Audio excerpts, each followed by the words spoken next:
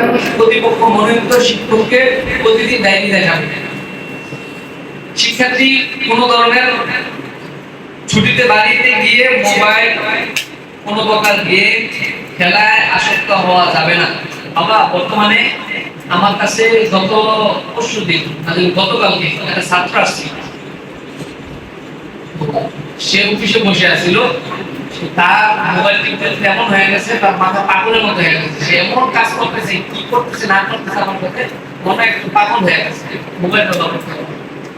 Mobile অনেক খারাপ জিনিস, বিশেষ করে তো এটা বৈজ্ঞানিক থিওরি অনুযায়ী 18 বছরের নিচে এই যে স্মার্ট মোবাইল, টাচ মোবাইল, এটা ব্যবহার করাই নিষেধ। মারাত্মক ক্ষতি হয় মাথায়। বর্তমানে বহু বাচ্চারা মেন্টালিটি ভাবে প্রতিবন্ধী হয়ে গেছে এই মোবাইলের কারণে। জন্য মোবাইলটা বাবা তুমি ব্যবহার করো না, তুমি পাবা মোবাইল পাবা, তুমি বড় হও তখন তোমার মোবাইল হবে, কম্পিউটার হবে, সব হবে, সব পাইবা। একটু অপেক্ষা করতে হবে।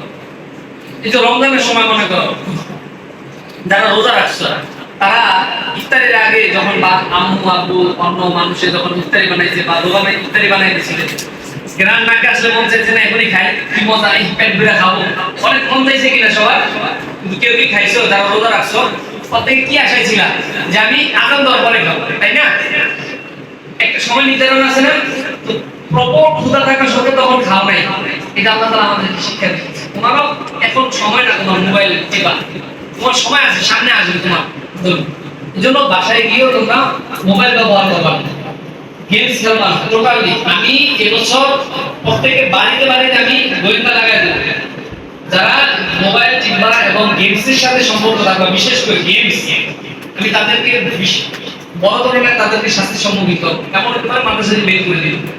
মাদ্রাসা থেকে বের হওয়া অনেক খারাপ জিনিস, বের করে দিয়ে দেয়, এটা লাঞ্ছনা। তোমার জীবনে একটা বড় ধরনের অপমানই, তোমাকে মাদ্রাসা থেকে বের করে দিচ্ছে। যদি কারো ব্যাপারে এই বিপদ আসে যে সে গেমস খেলে, বিশেষ করে কি নাম আছে, ফ্রি ফায়ার আর কি নাম আছে, যেগুলো বাচ্চারা বর্তমানে সবথেকে বেশি খেলে এবং ধ্বংস হয়ে যাচ্ছে, এই গেমগুলো যারাই খেলা আমার কানে আসবেই হবে, তাদের ব্যাপারে কঠিন সিদ্ধান্ত নেওয়া হবে। আল্লাহ তাআলা বোঝার তৌফিক দান করুন।